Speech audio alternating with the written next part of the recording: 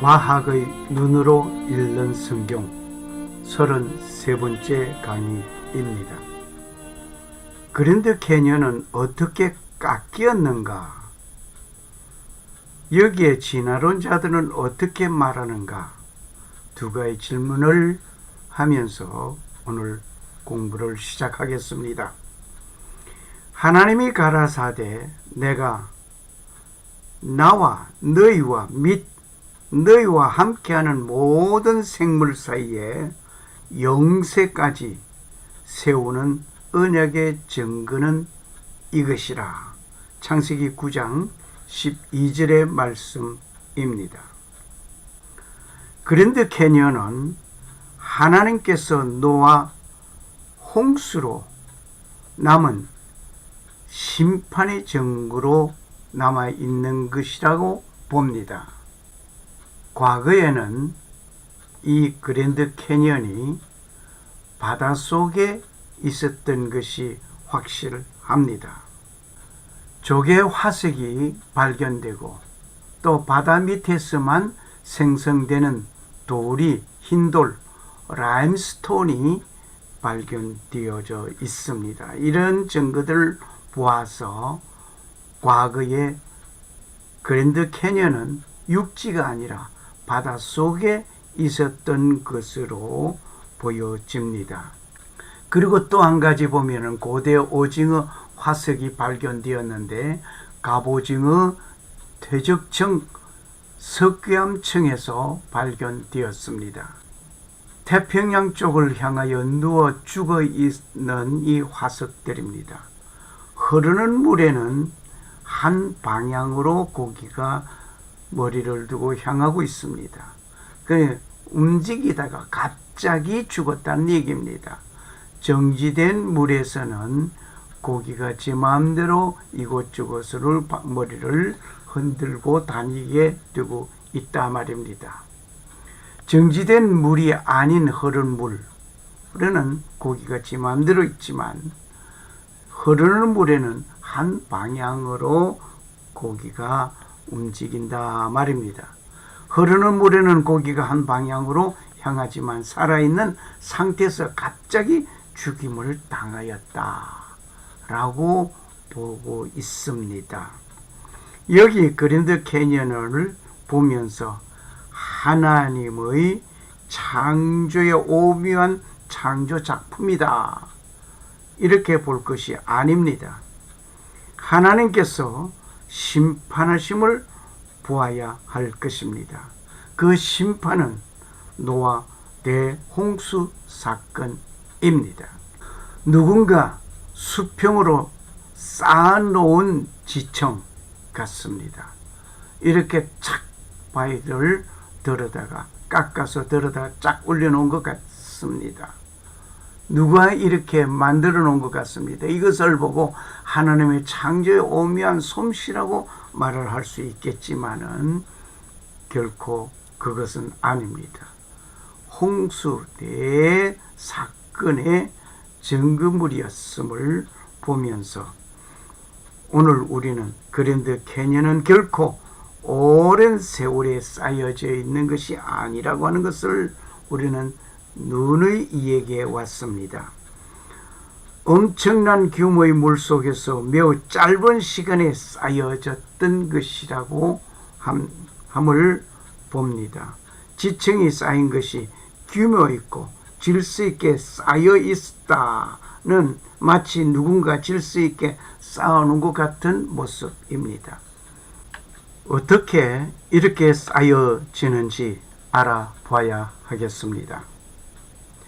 뚜렷한 경계가 이루어지고 있다는 것은 어떻게 되는지 실험을 통해서 알아보겠습니다. 그 실험의 결과를 한 영상을 통해서 우리 보시겠습니다. 실험을 했는데요. 원리가 이런 겁니다. 이 부분이 제일 중요합니다. 대홍수 때 어떻게 퇴적층이 그랜드 캐니언의 퇴적층이 어떻게 형성됐겠느냐 하는 건데, 여러분 이제 대홍수가 일어나면 막 산들이 허물어지고 그런 것들이 이제 지구를 빙빙 도는 물들에 의해서 이렇게 휩쓸려 가게 되거든요. 그럼 이게 흙탕물이 이렇게 휩쓸려 가게 되면 이 밑바닥에는 퇴적층이 일정한 두께로 쫙 쌓여가게 되어 있습니다. 그래서 퇴적층이 어떤 모양으로 가냐면 이런 식으로 갑니다. 이런 식으로 한 층, 또 한 층 이렇게 쌓이는 거예요. 근데 이렇게 쌓이는 원리가 뭐냐면요. 잘 보세요. 물이 이렇게 흘러가는데 여기보다는 여기가 좀 더 깊죠. 좀 더 깊으면 좀 더 느리게 흐르게 되죠. 그러니까 흙들을 여기까지 이렇게 싣고 오다가 여기 속도가 갑자기 늦어지니까 어떻게 되겠어요? 이 앞에다가 흙들을 쌓아놓게 됩니다. 그러니까 흙은 계속 실려와서 이 앞에 쌓이니까 그 퇴적층이 옆으로 저렇게 쭉쭉 자라게 돼 있습니다. 바로 저런 원리로 전 지구를 휩쓸고 도는 물들이 지구를 빙빙 돌면서 한 층, 또 한 층, 또 한 층 이렇게 퇴적층을 쌓아놓게 됩니다. 그러면 이런 식으로 쌓이게 되면은 층과 층 사이의 경계가 뚜렷하게 되죠. 그리고 평평하게 쌓이게 됩니다. 그럼 아까 그랜드 캐니언에서 대해서 풀지 못했던 것을 다 풀 수 있는 바로 그런 설명입니다. 근데 이제 제가 이렇게만 설명드리면요. 이제 모의 실험을 한 건데요. 오른쪽으로 흘러가게 되는데 여기 잘 보시면 퇴적층이 오른쪽으로 점점점 이동하고 있죠. 일정 두께의 퇴적층이. 그렇죠? 그럼 이 물이 하루 종일 흐르게 되면은 이 퇴적층은 하루 종일 앞으로 갑니다. 그럼 일정 두께의 퇴적층이 뭐 몇 킬로미터, 몇십 킬로미터도 쫙 쌓이게 돼요. 신기하죠? 저럴 줄 모르셨죠? 대홍수가 일어나면 저런 현상이 반드시 나타납니다.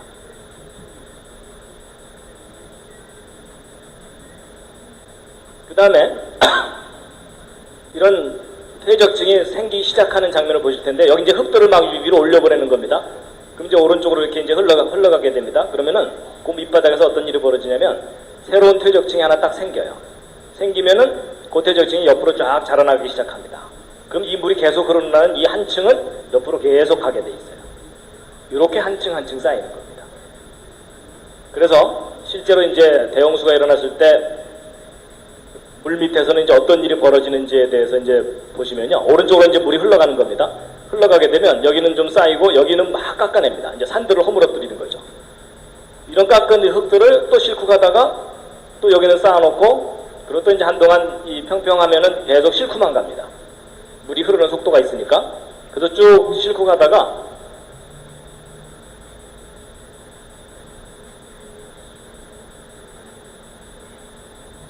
요거는 이제 쌓습니다. 한 층을. 그리고 이제 여기는 점점점 얕아지니까는 조금씩 깎아냅니다. 어떤 부분은 깎아내고 어떤 부분은 쌓고 뭐 이런 일들이 벌어지는 겁니다. 그래서 여기는 또 쌓고 여기는 또 막 깎아내고. 그러니까 대홍수 때 물속에서 어떤 일이 벌어지는지 대충 이제 상상이 가시죠. 그러니까 거대한 산들을 허물어뜨려다가 그걸 쫙 싣고 가다가 평평한 곳을 만나면 거기다 쫙 한 층을 쌓아놓고 또 쌓아놓고 그러니까 쌓이는 곳은 계속 쌓이게 돼 있습니다.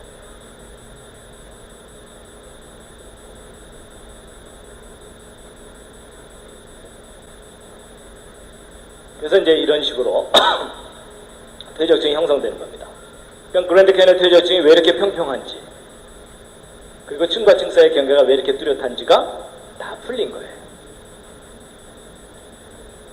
그러니까 전 지구를 뒤덮은 대홍수가 분명히 있었던 겁니다. 다시 한번 보여드리면 이제 이런 겁니다. 한 층이 쫙 가고요. 또 한 층이 또 가고 이렇죠.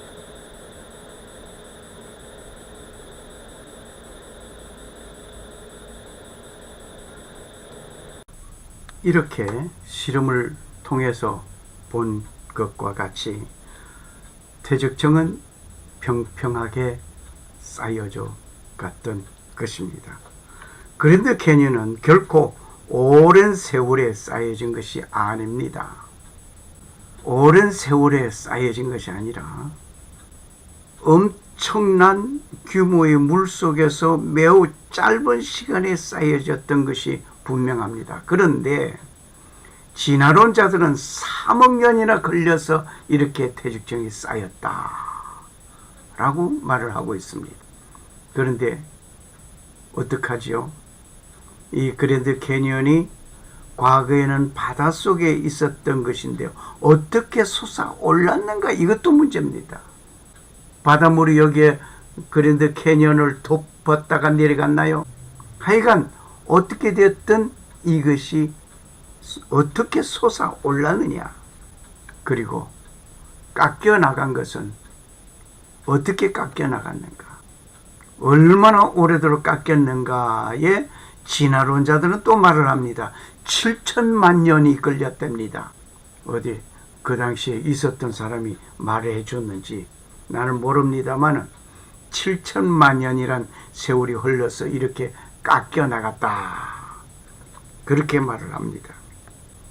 그런데 콜로라도 대학교의 피에르 주리앙 박사의 실험 결과 물속에서 어떻게 지층이 형성되는지를 우리는 조금 전에 영상을 통해서 잘 보아왔습니다. 역시 현장의 상단을 보면 평평함을 봅니다. 상단이 평평합니다. 어느 것을 보도 평평합니다. 이거 대패로서 깎았나요? 다 이루어지고 나서 이런 평평하게 다 깎았나요? 결코 그것은 아니겠죠. 깎여 나간 모습을 보면 그의 수직으로 반듯하게 깎여 나간 것 봅니다. 쫙쫙 깎여 나가 있습니다. 중간중간 약간씩 층을 이루고 있기는 합니다만은 칼로 잘라 놓은 듯한 수직으로 깎여 나간 곳도 있습니다. 수직으로 깎여 나간 곳이 있는데 얘네들이 한번 우리가 생각해 봅시다.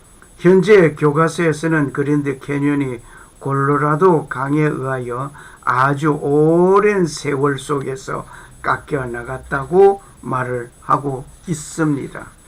만약 그렇게 깎여 나갔다면 각 지층마다 다른 암석의 강도에 의하여서 저 그린 것 같이 불쑥불쑥하게 꾸불꾸불하게 깎여 나갔을 것입니다. 도대체 명쾌한 설명은 못 되고 있죠. 오랜 세월을 놓고 콜로라도 강물이 흘러내려오면서 깎아오고 깎고 깎았다.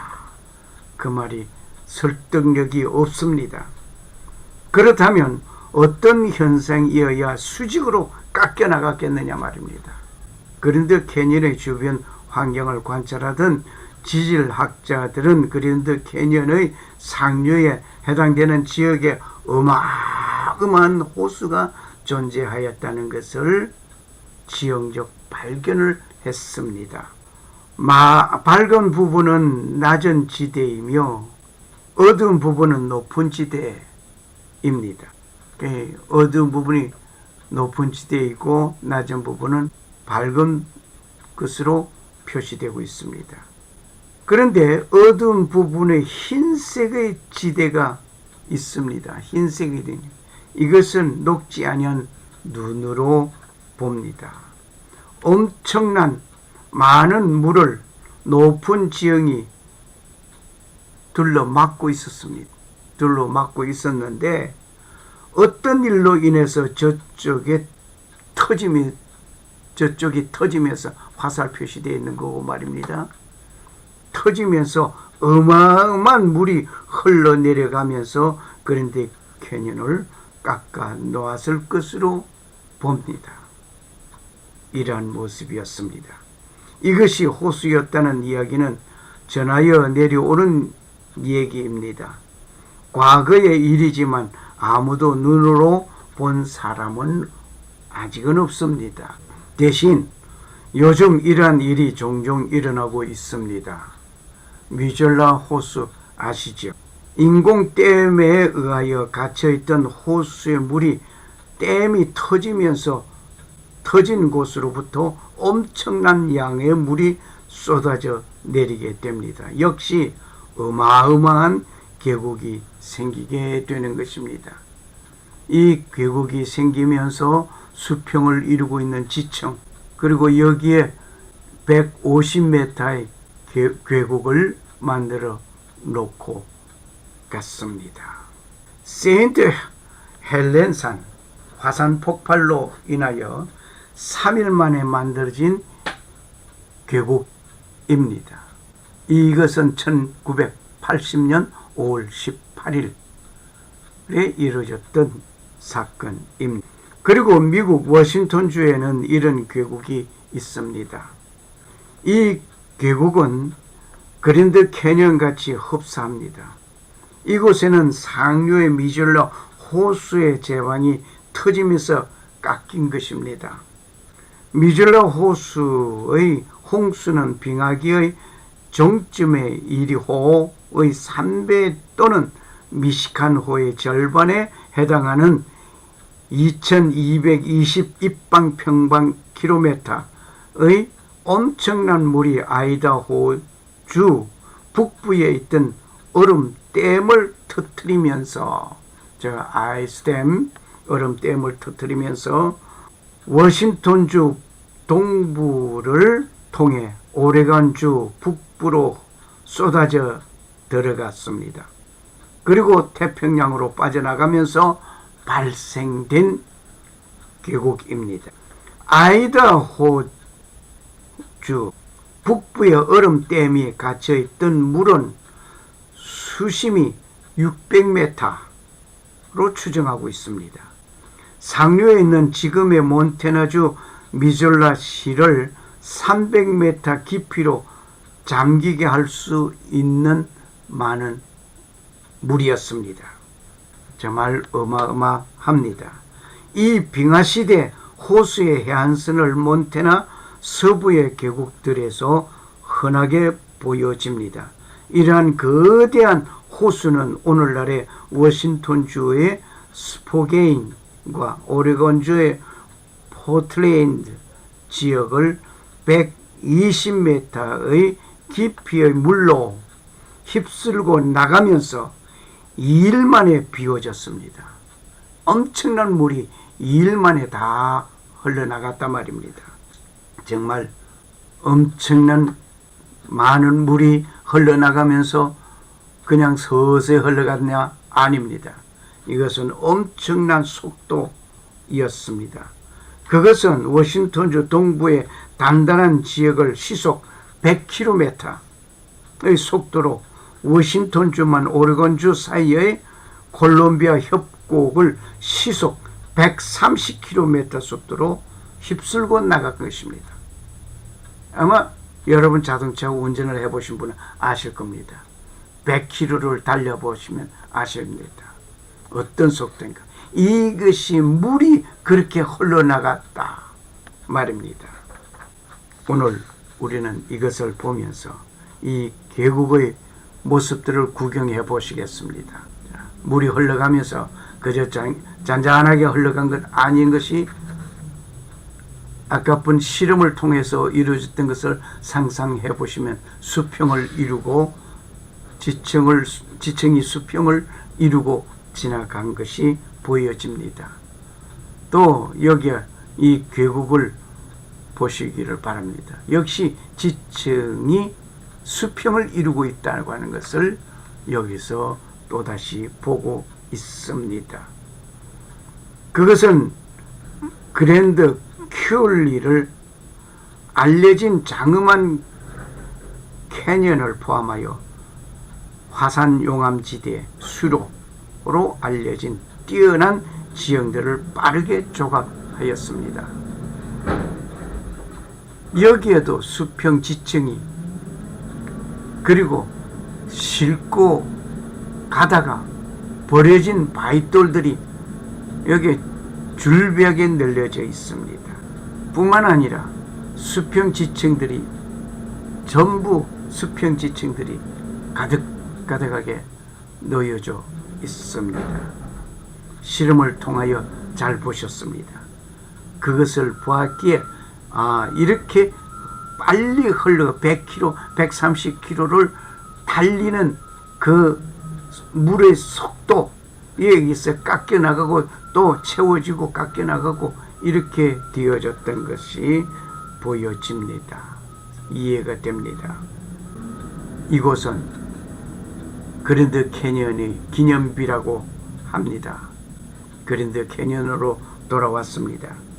이것이 수천만 년 동안 강물이 깎아 내려갔다면 이 엄청난 흙을 가지고 갈 셋강들이 있어야 하는데 그 셋강이 하나도 없습니다. 강의 흔적도 찾아볼 수 없습니다. 그런데도 많은 사람들은 이곳을 수천만 년 전에 세워진 것이라고 말을 하고 있습니다. 이 말을 듣는 자는 한결같이 오, 장구한 세월 속에 이루은 것이로다 감탄하지요. 그런데 이 깎아 나가면서 흙들이, 여기에 있는 흙들이 어디로 갔느냐 이겁니다. 결코 그랜드 캐니언은 수천만 년의 장구한 세월 속에 깎여 나간 것이 아닙니다.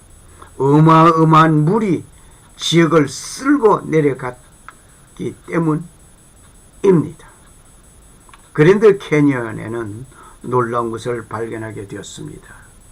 천지 창조 때 퇴적층이 발견된 것입니다. 그랜드 캐니언에서 발견된 것이 바로 퇴적층, 천지 창조 때의 퇴적층을 말합니다. 진화론자들은 이 지층을 선캄브리아기 지층이라고 말을 합니다.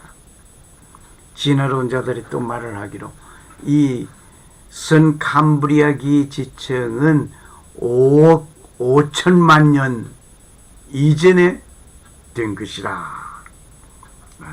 그네들은 말 붙이는 것은 그냥 억, 천만은 아주 쉽게 붙이네요. 이유는 아직 생물이 발생하지 않았기 때문에 화석이 발견되지 않았다 이 말입니다. 물론 위층에는 수많은 종류의 화석들이 발견되고 있습니다. 진화론자들은 선캄브리아기 때는 아무 생명도 지나지 않았다라고 말을 합니다. 선캄브리아기에는 생명이 살지 않았고 5억 5천만 년 이전에는 생명이 살지 않았고 cambria기에서 생명이 살기 시작했다 이런 얘기예요. 그러니까 화석이 발견되지 않은 것 말고 또 다른 특징을 봅니다. 위쪽에 퇴적층의 부정합을 이루고 있습니다. 섬캄브리아기 부정합.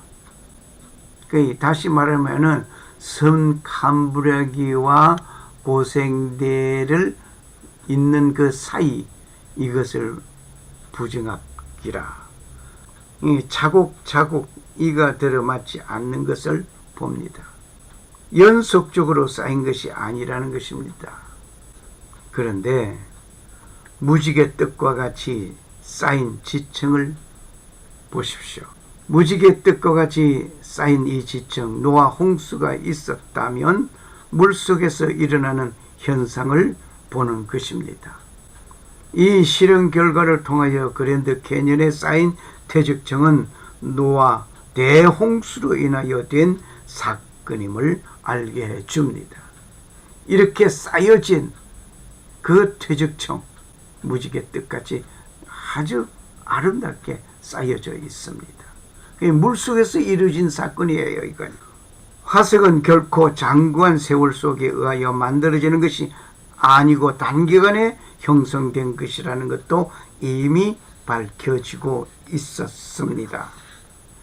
역시 진화론자들은 그랜드 캐니언 협곡이 형성되는 것을 콜로라도 강이 캐니언 꼭대기에서 흐르고 있었기에 강물이 흐르면서 바닥을 깎아 내려가는데 6천만 년 동안 깎아 계곡이 형성되었다라고 말을 합니다.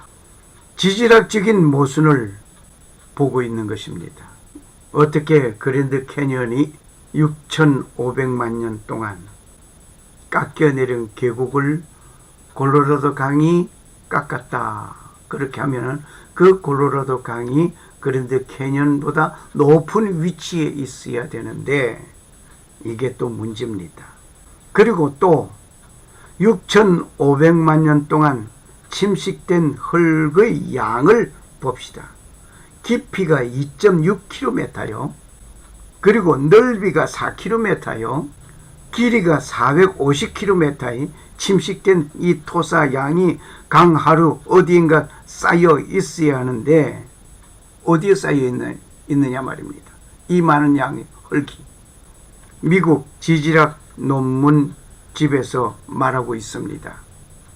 그랜드 캐년 형성 학설로는 오랜 세월에 걸친 콜로라도 강의 침식 작용으로 인해 서서히 점진적으로 그랜드 캐년이 형성되었다는 내용의 선행적 강학설은 1964년 미국 지질학회에서 공식적으로 기각시켰습니다. 그렇지 않다고 하는 것은 이미 밝혀졌습니다. 그러므로 학자들의 말 좀 들어보시면 성경이 이렇게 이루어졌었구나, 이런 일이 있었구나 하는 것을 자연을 통해서, 이 대지를 통해서, 특히 지적한다면 그랜드 캐년을 통해서, 그랜드 캐년뿐만 아니라 곳곳에 그랜드 캐년 같은 협곡 형성이 이루어진 것들이 많이 있습니다. 이것을 전체적으로 볼 때 전 지구를 대홍수로 심판한 자국이다, 이렇게 볼 수 있습니다. 댐 붕괴의 학설이 있습니다. 그랜드 캐년 협곡 협성은 콜로라도 강 상류에 거대한 호수가 있었다. 거대한 호수가 있었는데 남한 면적의 3배 내지 5배 크기로 보고 있습니다. 일시에 쓸려간 헐뜸이가 어디로 갔느냐 이거예요. 태평양 연안 샌디에고로 흘러갔다고 봅니다. 이곳은 노아 홍수의 기념비로 부르고 있습니다. 노아 홍수 기념비로. 자, 여기서 좀 전에도 얘기가 있었습니다만은 여기에 이 헐들이 다 어디로 갔느냐 이겁니다. 셋강도 없고 그 쌓인 곳도 없습니다. 이 그랜드 캐년은 하나님의 창조의 오묘함을 말함보다 홍수의 심판의 증거로 보아야 할 것입니다. 창조주는 만드시기도 하시지만 인간의 범죄로 인하여 땅이 저주받았습니다.